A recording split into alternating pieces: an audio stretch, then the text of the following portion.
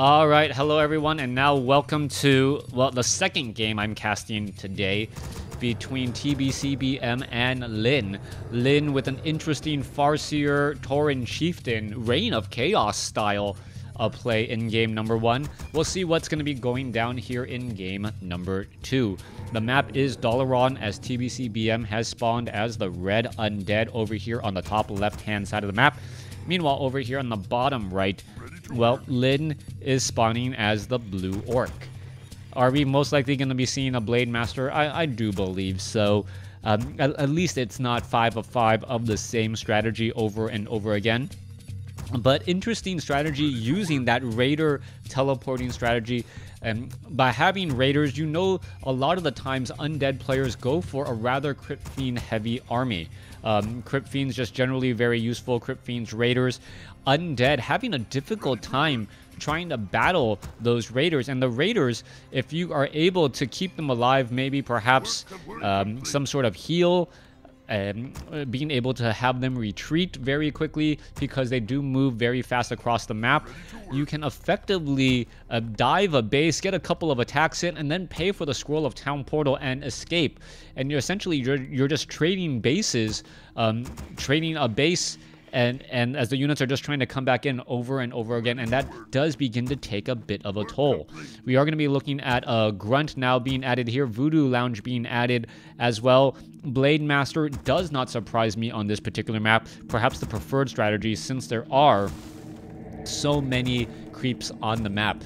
Have Olympic Fever. I haven't had the chance to watch any of the Olympics really. Unfortunately, I don't have cable. My wife said you can either, if you need, or not my wife said, I decided, you know, some cost-cutting measures. I could either have fast enough internet to stream and upload everything, or I could have cable, and I decided to support you guys, since you guys have been so kind to me throughout the ages. Anyways, Blade Master wandering out through here, gonna go ahead and go after the Rogue Wizard, quickly take it down and pick up some useful items. What the Blade Master is hoping for is Slippers of Agility. Any games with human players coming up? Nope. This is all going to be these 5 TBCBM versus Lin, unless someone really wants a human matchup. I can go ahead and try to find one there. Blade Master with double Slippers of Agility and Circlet of Nobility this early in the game. That Blade Master is indeed a force to be reckoned with, as that damage is actually rather high at this point. Also, the additional 2.4 armor is nothing to ignore. That Blade Master is going to be very difficult to deal with. Gauntlets of Ogre Strength added, as well as the Blade Master going to be heading away. Internet is more important than cable. It's just, I think I have like 250 megabit internet. I don't know. People are telling me that in Korea, in South Korea, you could get like a gigabit Ethernet for like $20 a month. I'm like, really? That seems really great. Anyways, Blade Master now wandering back around. Death Knight out onto the field, already at level 2 with some aggressive creeping here.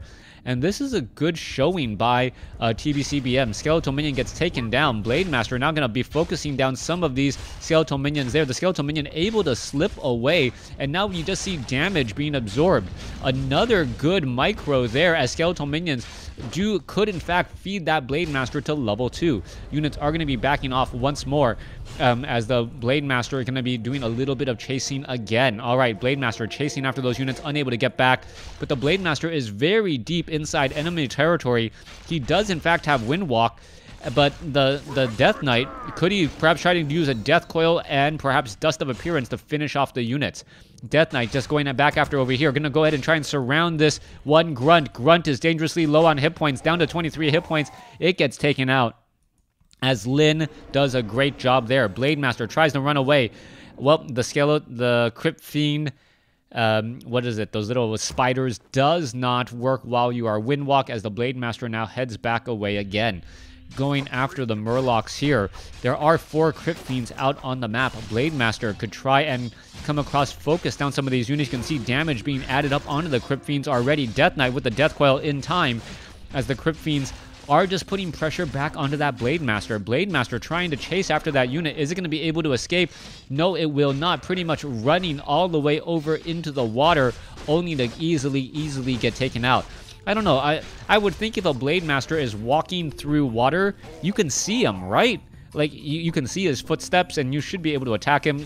That, I don't know. WarCraft 3 physics right there. All right, Blade Master absorbing a lot more damage again. Death Knight, however, without mana, unable to finish this off. Is he able to get some additional blows there? Yeah, engaging back against that Blade Master. Blade Master now looking to do a little bit of damage there, but should really consider backing away as it does use a healing salve. Is this on Battle.net or War 3 Arena? This was on NetEase. This is not on Battle.net or War 3 Arena. It is the Chinese servers. Thank you for the follow. He wins as the Death Knight shows up and is trying to get even more experience again. You can see all of this frost armor going to make it very difficult for a Blade Master and his grunt army, since he will be slowed down significantly. Blade Master nearly all healed back up as the units are now just going back into their respective corners. Alright, we are upgrading the fortress. We are getting the Shadow Hunter, and the Tauren Chieftain should not be far behind. We are looking at a single bestiary right now, not double bestiary, as we are going into a war mill. This game does look like it will be a little bit longer. No one having the right units to really try and focus down their opponent just quite yet. We are looking also at 28 supply compared to 33, as we also have an upgrade to Black Citadel at the other end of the map. Lich about to make its way out. Slaughterhouse tech about to be done as the Shadow Hunter almost got taken out there. Little bit risky as the Shadow Hunter, well, it does heal back up. Death Knight makes its way over as the Shadow Hunter is trying to get away. This Bandit Lord could cause big problem as the Death Knight gets a Death Coil onto that Shadow Hunter there. Is he going to be able to escape? Down to 90 hit points. Does use another healing salve. Is the Grunt going to block him? Yes, it does. But it does temporarily block the skeletal minions as well. Back across over here, Lich does find a peon there as the Blade Master is now running away from that Death Knight. Death Knight does have a potion of mana, which should be helpful. Alright, skeletal minions getting taken back out. Shadow Hunter about to heal back up to full off of those healing salve there, as the army is going to be regrouping. 36 supply compared to 34.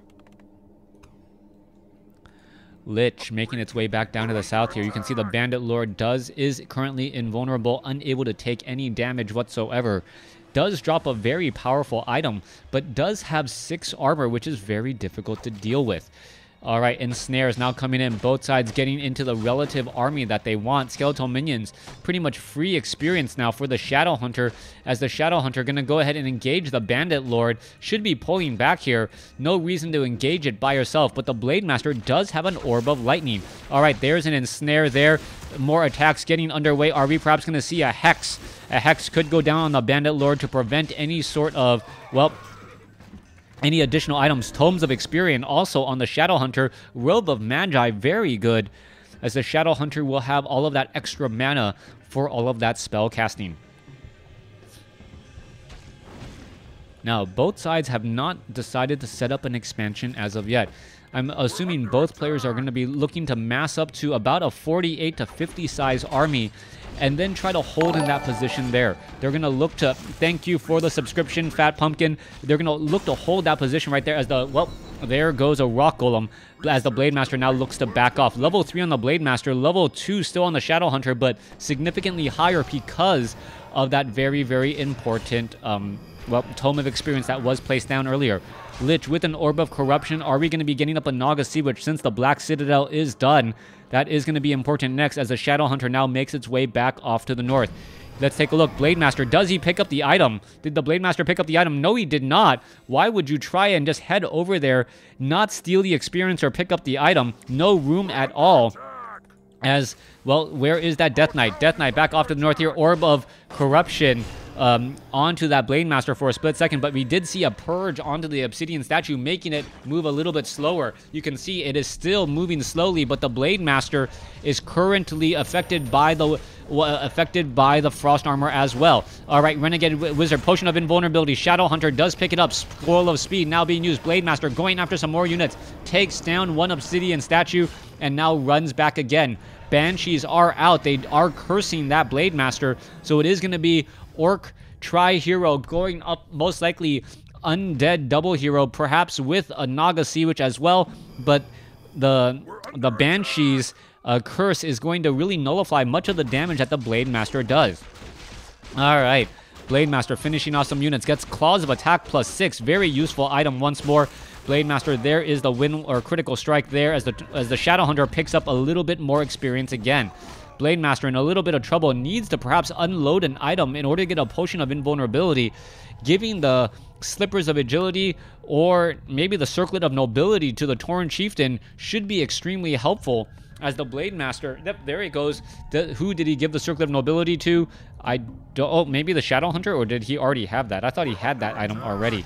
Blade Master runs into the unit off to the north. A Pit Lord now being added as well. Tauren Chieftain is fairly common in the Orc versus Undead matchup nowadays.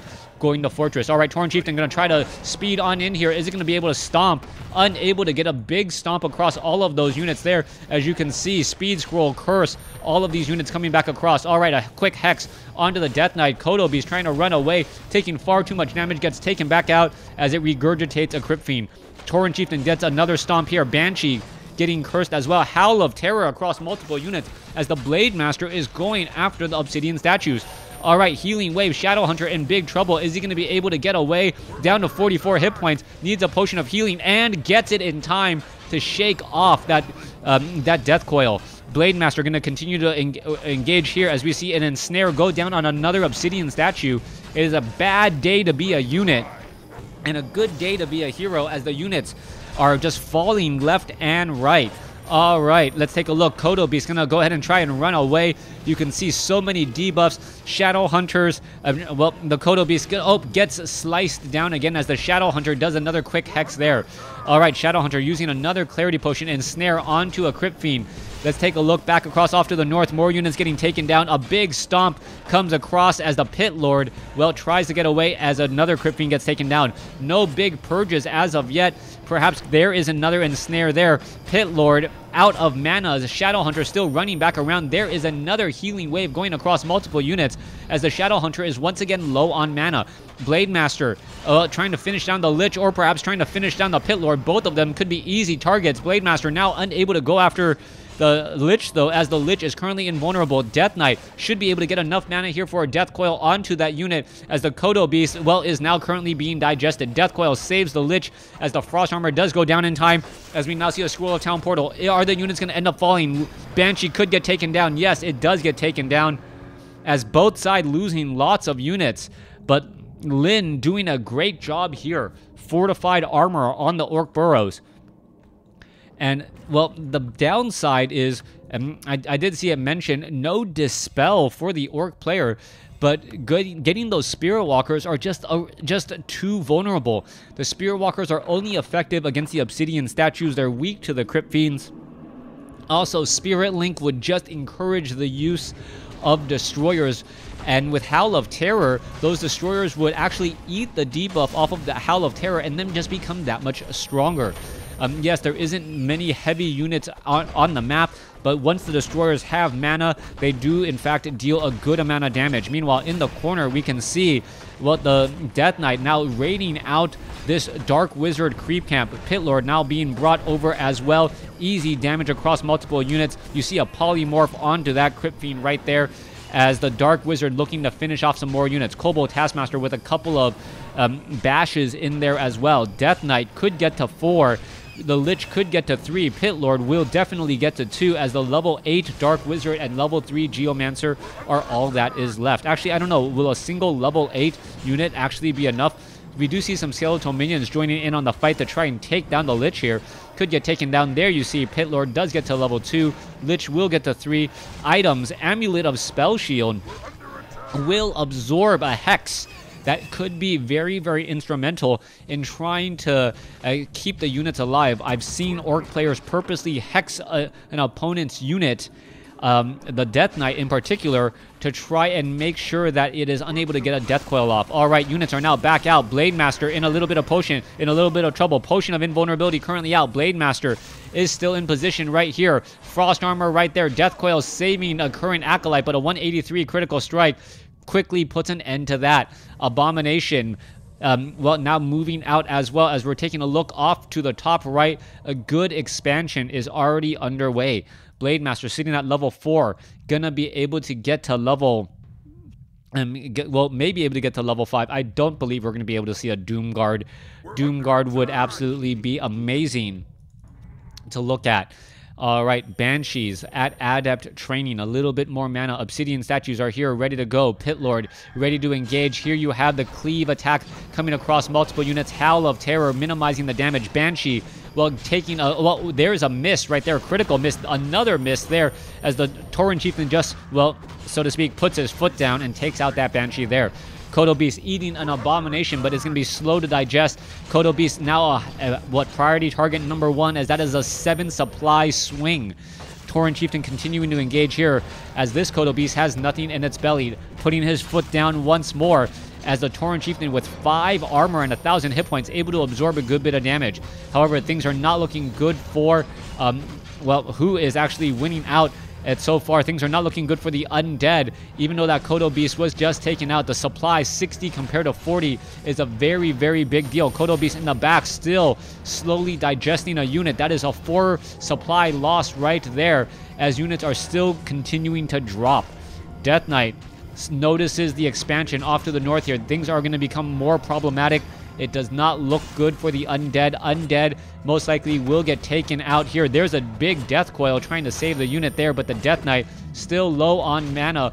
Well, finally gets enough, but the cooldown is far too much. As OP as the Pit Lord is, still not enough to bring victory to the Undead army this time around, as we see Lin take this game as well. Thanks for watching. Thanks for listening. Hope you guys enjoyed it.